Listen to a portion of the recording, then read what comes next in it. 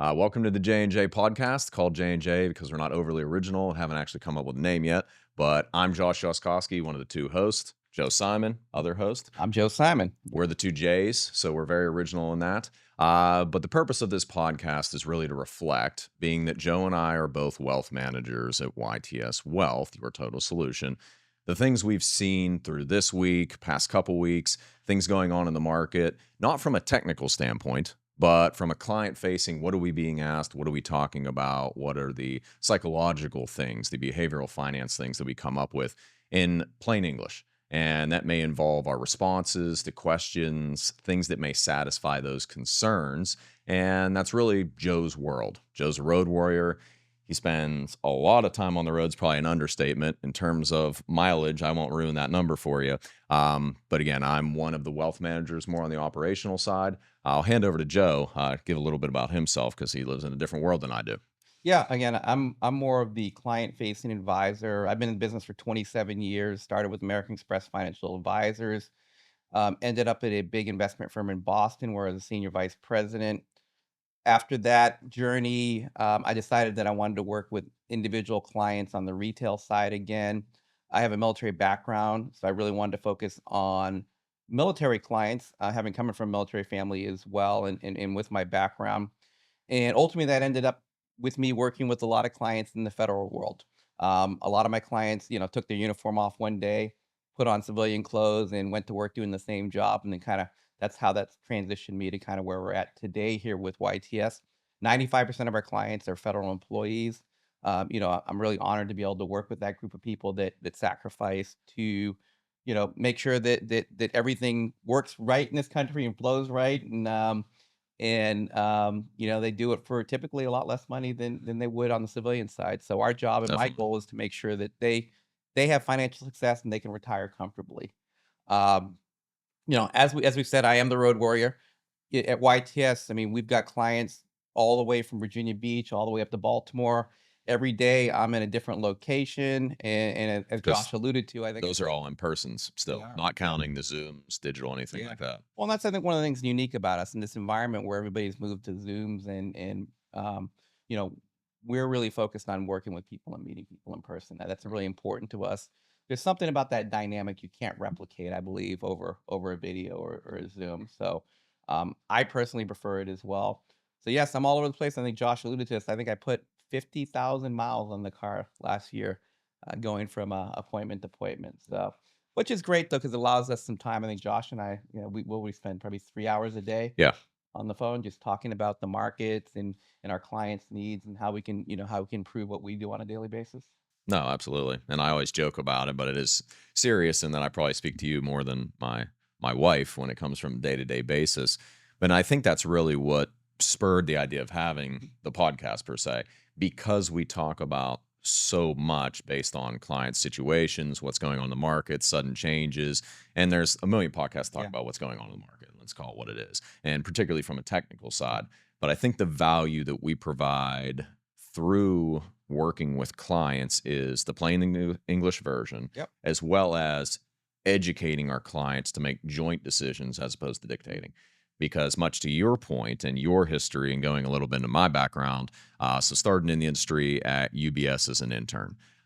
So went through there, decided this is definitively what I want to do. I didn't know in what capacity, but what I want to do from there. And while we didn't know each other, is where I too ended up at Pioneer Investments in Boston Yep. for a few years. That's where I got all of my securities licenses. That was my first dip of a toe into the investment world, the wealth management world. That's where I knew, being that that's kind of the wholesaling product side, that I wanted to be on the client facing side. Much to Joe's point, that's where you can have the most impact. That's where you can provide the highest quality advice, the greatest standard of care. So from there, I went to Merrill Lynch.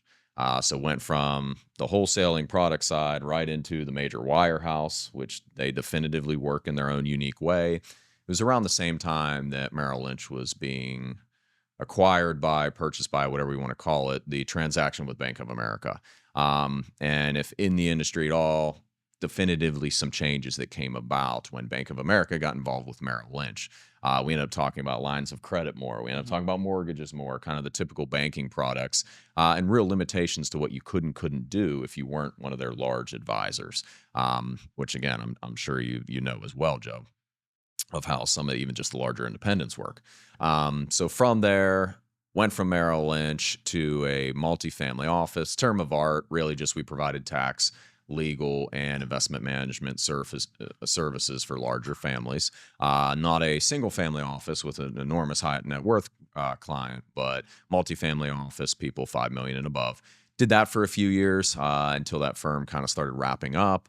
Had my book of clients, was looking for a partner, and this somewhat goes into what YTS is, Mhm. what YTS does, our value proposition is we have the same capabilities, tax, we have insurance, we have legal partners, we have all the investment management services in-house. So we're able to provide that multifamily office feel to people that don't have multifamily office money, where you might only have a few $100,000, but still deserve that same quality of care.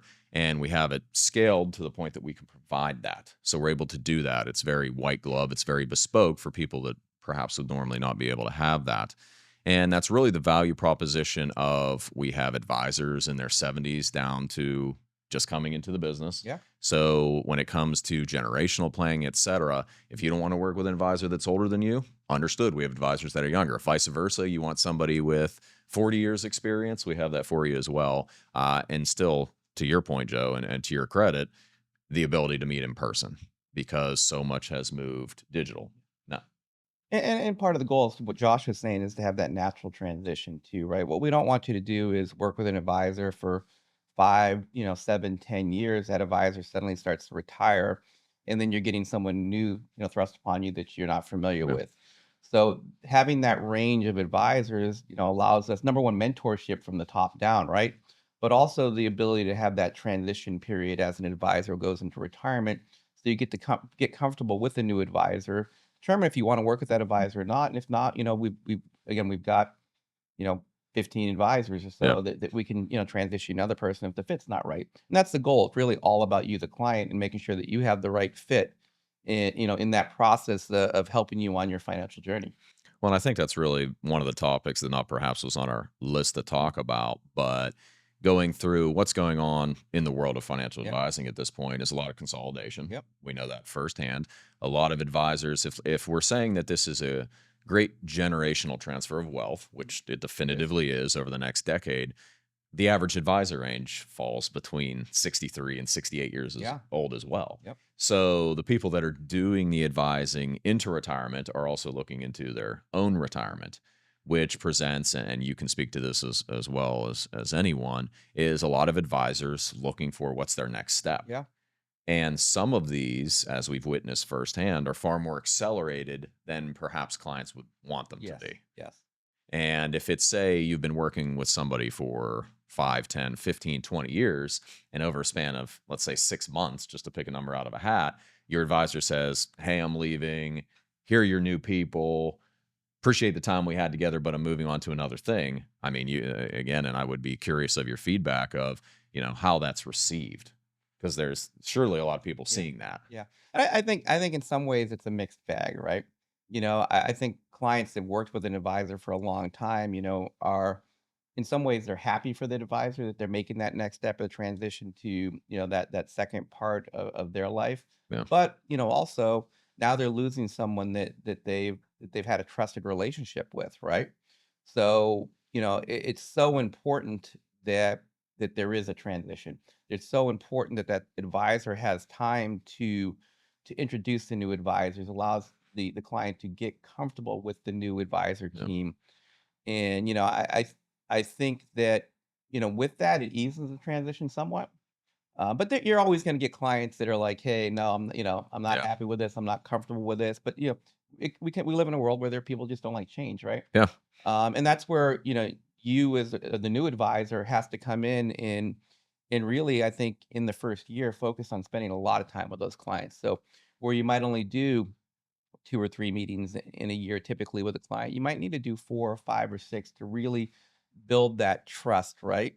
because that's one of the things that we always talk about. Trust is earned, right? It's Absolutely. not just given, right? Yeah, it's not transferable. Yep, it's definitely not transferable. And so I think whenever that transition happens, it again, it's so important to get that ability to spend more time with clients, learn a lot about them, not just financially, but about who they are as people, right? Because that actually definitely helps us do our job, Yeah, right? Because absolutely. I need to know as an advisor, when building on a portfolio, what they're like, what worries do you, what doesn't worry you, because that kind of helped me, put a better plan together, right? Absolutely. And that's kind of what you need to do in the first year is just spend a lot of time with these clients, more than you might normally, get to know them as people, allow them to know you as well. And this, I'm big on that, right? Yeah. Because I want people to not only know me as an advisor, but I want them to know me as a human being too. Because that's how you build Yeah. relationships. That's how you connect. And that I think eases a lot of the tension initially too. Agreed, agreed, and from a dynamic standpoint, that's more your style Yep. of, how was your vacation? Yep. Tell me about your family, and going more into the Yep. details of that, having a family Yeah. and having a military background and being able to speak to that. Hmm. Whereas I am more of the technical side. Yeah. I'm more of the in the details on specific topics. And to your point, through transition, because of course we had a transition that Yeah. took place in our book of business, as well as that's something that YTS does is helps advisors think about that Yep. transition of, say you're 65 years old, you don't have a junior advisor. What am I going to do with my book? Well, I don't want to leave these clients in the Yeah. lurch. I need an avenue of Yep. some sort, whether it's I can stay on for a few years and make a transition, or I have a 1 year timeline that I need to do it. But neither here nor there. I mean, from a transitionary standpoint, and one of the things that I've seen a lot of is it's also an opportunity for clients to perhaps ask the questions that they weren't comfortable Yeah. asking to their long-term person, out of whether it's respect or, hey, I know you put this design together for me, so therefore I'm not going to ask any questions that are unpleasant. And we saw that a lot, right? So, obviously, we took this very situation. We took over for an advisor that retired and went on to do other things. And, we went through that transition. And initially, right, it was just more to kind of get to know you. But Yeah, as clients got to know us, they opened up, they saw that, we came in and, we looked at things a little different way. And I think they welcomed that to some extent, right? agreed. Because not every client's gonna be happy about everything that's going on, right? So we're able to identify, shortfalls in their plans.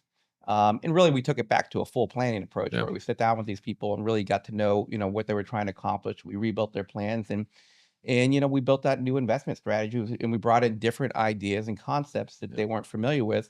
And I think that really helped open the doors and it agreed. really helped clients warm up to us. Um, you know, would you agree? Absolutely. Yeah. No, I'd absolutely agree. And it's the educational side, it's the fresh eyes, it's the fresh Yeah. ideas. And I think a big part of it, and this is, I mean, whether it's advising or I think any position, is the transparency and accountability Hmm. of these things are working, Yeah. these things aren't working. And also, due to our scale and our size of being large enough to have subject matter experts, I think it enabled us to provide other Yes. solutions that are akin to what clients are trying to do, but are a different solution than what they have currently. But I also think more importantly than anything else, what really warmed the new clients up to us was the service, right? Definitely. Because service is non-negotiable. It's something Yeah. you have to execute on a day and day basis. And I think that when clients see that you have it together and you're getting, you're delivering on promises and you're delivering on those promises in a timely manner, then they're okay realizing, hey, okay, I think Yeah, we've got a good team here. And definitely. I think we definitely saw that as time went on. Yeah, and I mean, I think it also portrays how we want to build our Yeah. relationship with clients of, I want you to hold me accountable Mhm. for the things that we're doing. And whether that's good, bad, or other, or we say that we're going to contact you a week from now and Yep. we do contact you a week from Yep. now, or we're going to send you your realized gains and you get your realized Yep. gains. Because that's another thing that I think, at least in my experience, has been a little bit of, well, if somebody asks you for something once, a client asks you for something once, Mhm. well, you can downstream that one. They ask twice, okay, you got to make sure you get a response to them. By the third time, you got to make sure you actually do it, Yep. which is definitively not what I think is firstly a respectful No. interaction with the client, but secondly, just a recipe for disaster from a compliance standpoint, relationship Yep. standpoint, et cetera. And I do think that's a little bit of kind of the mainstream advisor idea, Mhm. is that while we work for the clients, there's no two ways about it. You 100%. employ me. Yep. they look at it a little more of, well, it's a privilege Yeah. of you being able to get a little bit of my time. So I think the psychological aspect of how we approach it, just from the backgrounds we come from, while different, is how we approach advising. Mhm. Of we are accountable to Yeah. you, and I know I overuse the word, but I think it's kind of the only word that matters is accountability, and as a subset of that, the transparency that goes along with it, and that goes into transitions. Yeah, I mean, we just have I mean, our job is so important when you think about it. I mean, our clients are entrusting us with their life savings, Absolutely. and that's not a small thing, And it's right? generational sometimes, Yeah. generational wealth, or it may be the only money the next generation has. Yep. And that's I mean, that's why we gotta deliver on, great service, and I think you always say this, right? A little bit of underperformance doesn't get you fired. No, What is it? It's it's service. service. Yeah. Exactly. And the old cockroach theory. Yep. So, and if there's an issue here, there's where are the other issues, Yeah. right? We got to root them out. And we talk about that all the time. So I think at YTS, I mean, that's probably our number one mantra, right? The one item, if we had to say one thing was what was the most important thing Yeah, to us and how we work with our clients, it is service absolutely. and executing on, on what we say we're going to deliver on. Yeah. And the timeliness that, again, there's so, I mean, you can pick any number of adjectives or Yeah. nouns that go along with it, but it is, to your point. I think that's the word, is service. That's what made a transition that was arguably a little bit more accelerated, Yeah. I think, go more smoothly than it could have. Did. Because again, some of the things that I encounter on the technical side, because while we work together, we have clients that lean one way or the Yeah. other, of more personality based, more technical based, more numbers based, whatever it happens to be. We have ones that are right down the middle, that it doesn't make a difference, because again, we're dealing with people, Yeah. so they have preferences, and we see a lot of that, and a lot of what I have being kind of getting in the weeds on specific structures, whether it's annuities or a banknote or whatever it happens to be, is the question of, well, tell me how you believe this works first. Let's start there. Tell me what your expectations are, what you believe best case scenario, worst case scenario to be, and then allow me to tell you my Yeah. understanding of it, which is normally the understanding by the prospectus or Yeah. whatever. Always some gray area in there of the what ifs, but I think that's something that I saw a lot of the understanding wasn't there, because whether, and not to assess blame or fault on anyone, but the other thing I think our industry has a lot of is not scaling to the number of clients Mhm. that advisors have. And it leads to a lot of, and I just had a discussion yesterday with someone about this, of not feeling that you're being taken care Yeah. of because you never hear from anyone. Exactly. Because, well, maybe you fell below that threshold for this year Yeah. and you're not getting your meeting, or you're getting one meeting. Yeah, and if it's one advisor, and we see this all the time, and they've got 6 or 700 clients, it's impossible Yeah. for them to really manage that book of clients and provide the service that the clients deserve. So Yeah. that's one of the things that we're at YTS we're not afraid to do is we're going to continue to scale and add Yeah. resources where we need to because that's so important to us again because if you don't do that, what falls off? Client service, right? Absolutely. If you probably haven't figured it out, the way Josh and I work together, and we didn't know this coming in, but No. we've got very different personalities, but we get along extremely well and we interact very well, and it may be because of the differences. Yeah. And it's kind of we fall into these natural roles where, Josh has become the more technical operational advisor. He stays in our DC home office in Arlington Yeah. and makes sure that, everything that comes out of the meetings I do gets executed on and Yeah. executed on in a timely and an efficient manner. He handles more of the tactical, detail-oriented things because that's Yeah. his world. He loves it. Absolutely. I'll be the Excel guy. That's fine Absolutely, by me. absolutely, and I want nothing to do with Excel. I'm Yeah. more of the big picture strategic advisor. I do 95% of the face-to-face meetings with clients. I do the planning meetings and, anything strategic. And then from there, we downstream everything to Josh to make sure that everything Yeah. that comes out of our meeting happens. And it's just Yeah. happened organically this way. It did. It did. I mean, it's a case of I'm more than happy doing that. And it's the front end accountability, back end Mhm. accountability of, if you're telling someone we're going to do something by a specific Yep. date, that comes to me. I have to make sure that happens. And of course, our admin team is spectacular. Yeah, They they are. execute on that. I mean, from the operations side, from COO down, having the right systems in place, the right CRMs in place, having the background systems and right systems are, of course, one of the building blocks, and I think one of the most critical ones. And it has let us have this dynamic. It has. Because I would say if you don't have those systems in place, then it'd be very hard for us to function in this capacity. I'd probably be more meeting based. Yep. And then does it become a tennis ball down the middle of, well, who's doing this? You Yeah. had the meeting, but am I picking Exactly. it up, or I had the meeting, or are you picking it up? And So and clients ask that sometimes. They're like, yeah, "Well, there's 2 of you, like, how do we know things aren't gonna get missed, and how do you know that, that you're on the same page," right? And it's because of the way we built things out, right? yeah, So I'm handling one function, Josh is handling another function. We interact constantly throughout yeah, the day. We spend 3 hours a day on the phone just talking about everything, whether it's, big picture, what's going on in the markets, or yeah, whether it's right down to, clarifying anything that came out of a meeting. yeah. Or That's specific case of this person said this thing that doesn't necessarily line up with their yeah, normal plan, but it's something they want. How do we fit this singular idea into yeah. their global plan? And that's why the dynamic works. Plus, we challenge each other too, right? In our thought processes. And I think, what do you say, Josh, about operating in a vacuum on your own? Oh yeah, yeah, yeah. Nature in a vacuum. Yep, Something will fill said vacuum. yep, If you leave a vacuum long enough, something will fill it. It'll fill it organically, and it's not necessarily the best yeah, fill for that issue. yeah, And that's what we again. You have to be purposeful. I yeah, think that's the word yep. that fills it. Is we have to purposely look ahead, think what vacuum Mhm, may come up, and find a means for yeah. filling it. And and I think some of our best ideas come out of our just random, chats that we have, while I'm in the car and Yeah, when dashboard side chats yeah. as opposed to fireside. And that's kind of what's actually brought us here, right? So Yeah, we thought to ourselves, hey, if we're having these chats all day, every day, why not do it for everybody yeah. else and do it on a podcast where people can see what we're talking about and how we're thinking? Maybe a selfish statement, but I think a lot of the information we talk about is useful. Yeah. Even if and maybe, as we talk through this, it's even a case of being an advisor, how to there a lot of firms are pushing toward teams. Yep. That's the fact of the matter because there aren't also as many people coming into this Yep. business as it is real Yep. work. Someone once told me, you don't try this business, it tries you. And Yep. I think that's true. But I think there's also in the discussions we have of how do you foster that working dynamic between advisors with very different backgrounds. And also, I mean, you may think we're only 2 years apart, but we're more than 2 years apart. So Yeah. there's a difference there as well of how do you combine the more dynamic changes going on in the business, perhaps on the younger side, Yeah. with the veteran that has all the market experience, that's seen the 2008. Mhm.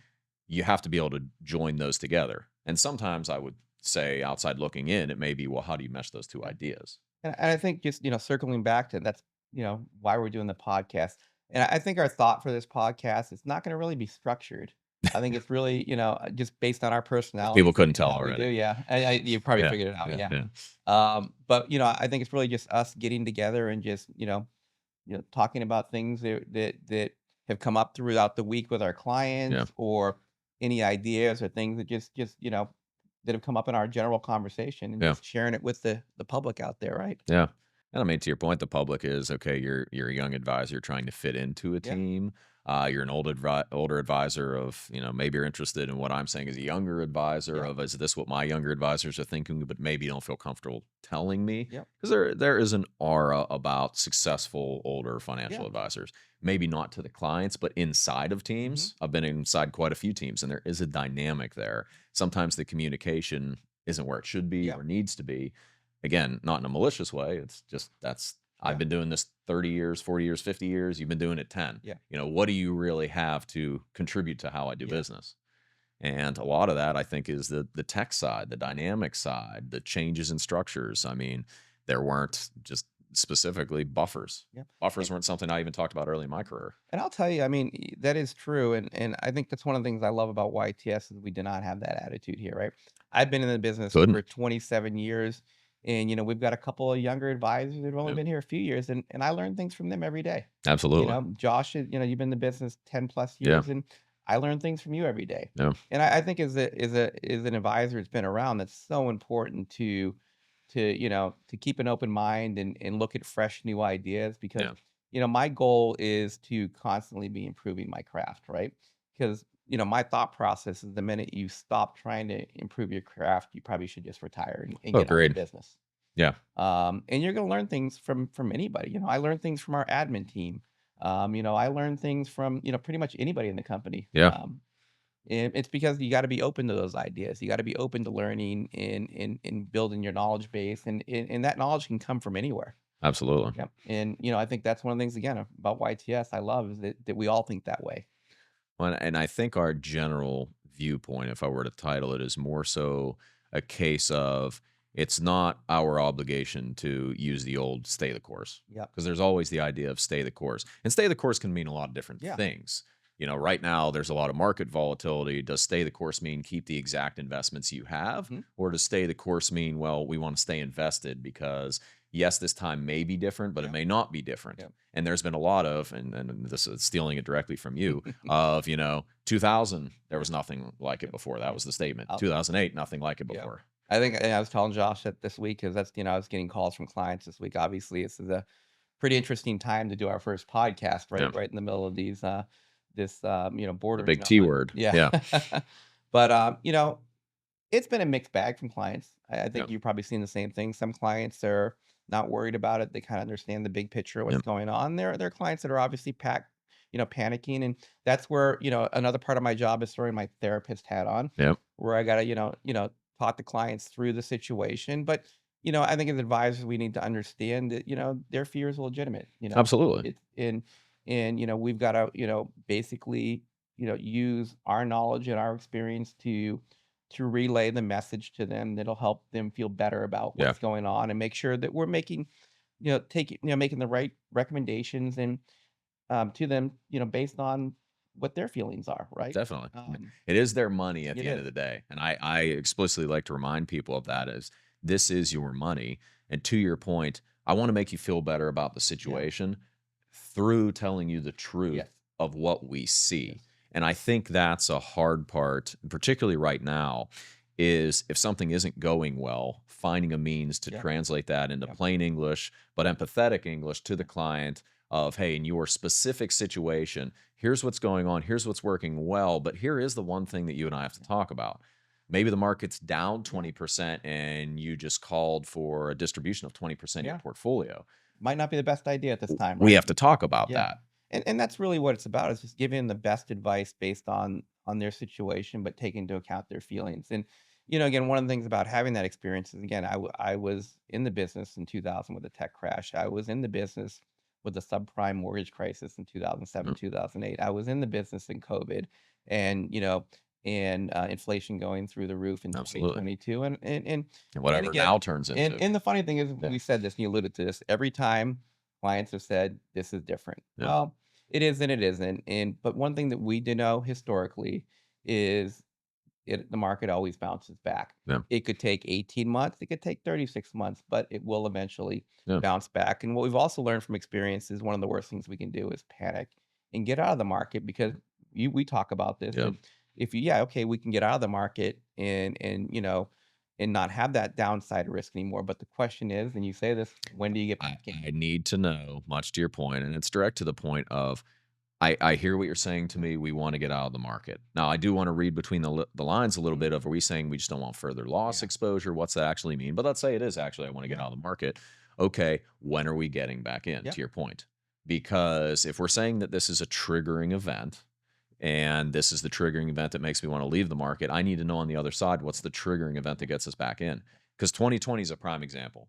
I mean, if during COVID crash you said I'm getting out of the market and you waited 6 months, well, some of that money we were never making back Yeah. up. If you waited a year, there's a lot of money we weren't Yeah. making back up. And I loved one of the things you just said, and I think that's probably the most important part of our job is reading between the lines, right?